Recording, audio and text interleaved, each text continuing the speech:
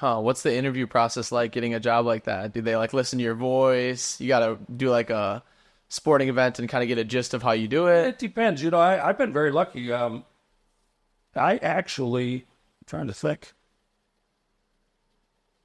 I don't think I've ever, I walked into the station in Sioux City looking for a job, so I guess I got hired in 2 minutes. And That's so awesome. I guess that was the only time I applied for a job. And everything else has just been referral based, kind of. Yeah. And so I've been very lucky.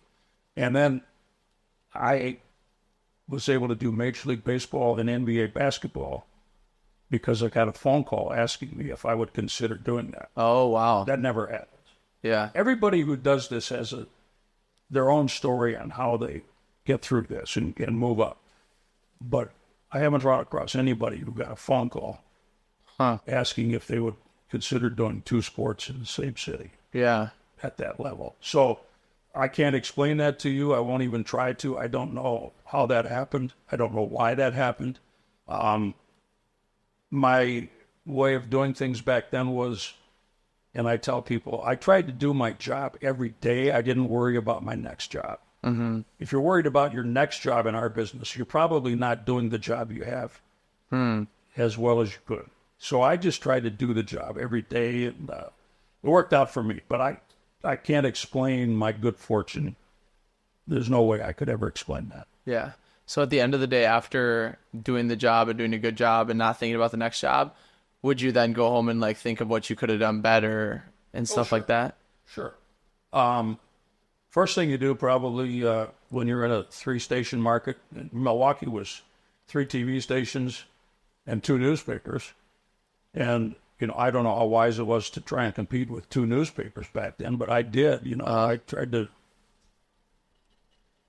cover the sports in Milwaukee and compete with everybody, but well, that sounds a little arrogant because you can't compete with big staffs like that. But I held myself to a standard. Yeah.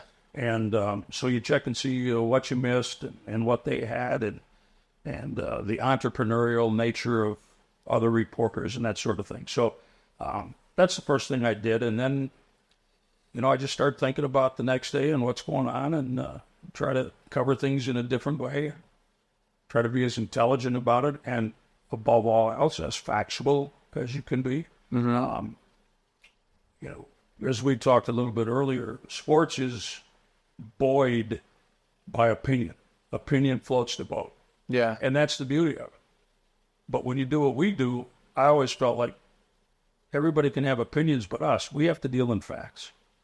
So our job is to try to get as close to the truth as we can and the factual nature. And if a baseball game is decided, 6-5, I wanted to give more than the score. I wanted to try to figure out what point in that game was the difference. Try to give the fan, this happened to set up this, which led to I had run at that point in the game, which held up. Right. Things like that. You just try to do it a little differently and try to be as thorough as possible. So that's how I did it. I just worked every day. Every day is different, and you kind of have to enjoy the day you just had, let it go, and then start over again and not get ahead of yourself. Yeah. But live in the moment, but also think Yeah. Try to the future. Right. Yeah. Have an eye on the future, but you have to live in the moment. And, I did that in my professional life, and, I've learned to do that in my personal life too now. It's, when you call games, any level, really, high school, college, pro, whatever it is, when you're doing that game, you are in the present. There's just no question about that. You can't be anywhere else. Right. Because you're doing that game right now. And that's a beautiful thing. And when you think about it, how often in our lives are we truly and purely in the present? And not thinking about anything else. Yeah. Just that. It's very rare. Mm-hmm. Because when you're at home, you're thinking about something or doing something, but there's somebody over here doing this, and you notice that, and then you're thinking about what I'm going to be doing at 5 o'clock. And when you're doing a game, you can't really do that. And that's a wonderful experience to be in the present like that. It focuses you in a different way, and it's pretty cool.